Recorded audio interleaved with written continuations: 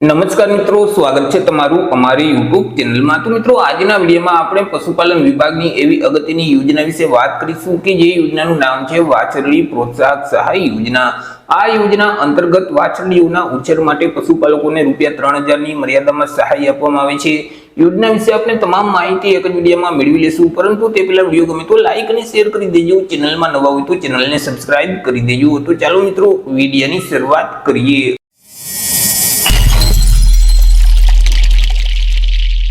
તો સૌથી પહેલા તો મિત્રો આપણે વાત કરી લેશું આજે વાછરડીઓ માટે પ્રોત્સાહક સહાય યોજના છે તે યોજનાનો મુખ્ય હેતુ શું છે।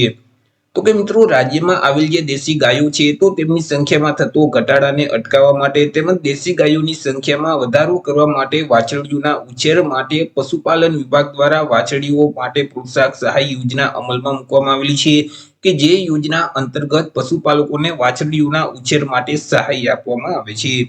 વાત કરી લઈએ યોજનાના લાભ વિશે કે યોજનાનો લાભ છે તે કયા કયા પશુપાલકો મેળવી શકે છે। તો કે આ યોજનાનો લાભ છે તે ગુજરાત રાજ્યમાં રહેતા તમામ વર્ગના પશુપાલકોને મળવાપાત્ર થશે। પછી તે કોઈ પણ વર્ગના પશુપાલકો હોય, SC category, ST category, OBC, EWS કે જનરલ, રાજ્યના કોઈ પણ વર્ગના પશુપાલકો આ યોજનાનો લાભ છે તે મેળવી શકે છે। મિત્રો, અહીં સહાય વિશે વાત કરીએ કે સહાય કેટલી અને કેવી રીતે મળવાપાત્ર થશે। તો કે આ યોજના અંતર્ગત પશુપાલકોને વાછરડીઓના ઉછેર માટે ₹3000 સુધીની સહાય છે તે આપવામાં આવે છે। તમામ વર્ગના પશુપાલકોને એક સમાન સહાયની ચૂકવણી કરવામાં આવે છે અને સહાયની રકમ છે તે સીધી જ પશુપાલકોના બેંક ખાતામાં ડીબીટીના માધ્યમથી જમા કરાવી દેવામાં આવશે। મિત્રો, અહીં કૃત્રિમ બીજદાણથી જે જન્મેલ દેશી ગાયની વાછરડીઓ છે તો તે વાછરડીઓ માટે જ આ યોજનાનો લાભ છે તે મળવાપાત્ર થશે। અને મિત્રો, વાછરડીની જે ઉંમર છે તે પણ નક્કી કરવામાં આવેલી છે। વાછરડીની ઉંમર વધુમાં વધુ 11 મહિના સુધીની જોવી જોઈએ। જો 11 મહિના કરતા ઉંમર વધી જતી હશે તો પણ આ યોજનાનો લાભ છે તે મળવાપાત્ર થતો નથી। 11 મહિના કરતા નાની ઉંમરની વાછરડી હોવી જોઈએ અને પશુપાલકો છે તે વર્ષમાં એક વાછરડી માટે જ આ યોજનાનો લાભ છે તે મેળવી શકે છે। યોજનાનો લાભ મેળવવા માટે પશુપાલકોએ અરજી કઈ જગ્યાએ કરવાની રહેશે તેના વિશે વાત કરી લઈએ। તો કે આ યોજનાનો લાભ મેળવવા માટે પશુપાલકોએ ઓનલાઈન અરજી ફોર્મ ભરવાનું હોય છે। ઓનલાઈન અરજી ફોર્મ જે આઈ ખેડૂતનું પોર્ટલ છે એટલે કે iKhedoot.gujarat.gov.in નામની જે વેબસાઇટ છે તે વેબસાઇટ ઉપર જઈ ઓનલાઈન અરજી કરવાની રહેશે। વર્ષ 2025-26 માટે ઓનલાઈન અરજી ફોર્મ શરૂ કરી દેવામાં આવેલા છે। 9/5/2025 થી અરજી ફોર્મ શરૂ કરવામાં આવેલા છે। 9/5/2025 થી લઈ અને 15/6/2025 સુધીમાં પશુપાલકોએ ઓનલાઈન અરજી ફોર્મ ભરી દેવાનું રહેશે।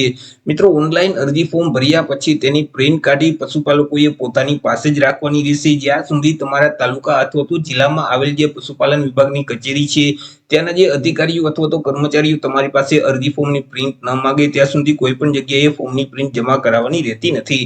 જ્યારે મિત્રો તમારી પાસે ફોર્મની પ્રિન્ટ માંગે ત્યારે તેની સાથે કયા કયા ડોક્યુમેન્ટ જોડવાના રહેશે તેના વિશે વાત કરીએ। તો કે મિત્રો, અહીં પશુપાલકો એસસી અથવા તો એસટી કેટેગરીમાં આવતા હોય તો ત્યારે જાતિના દાખલાની નકલ સાથે જોડવાની રહેશે।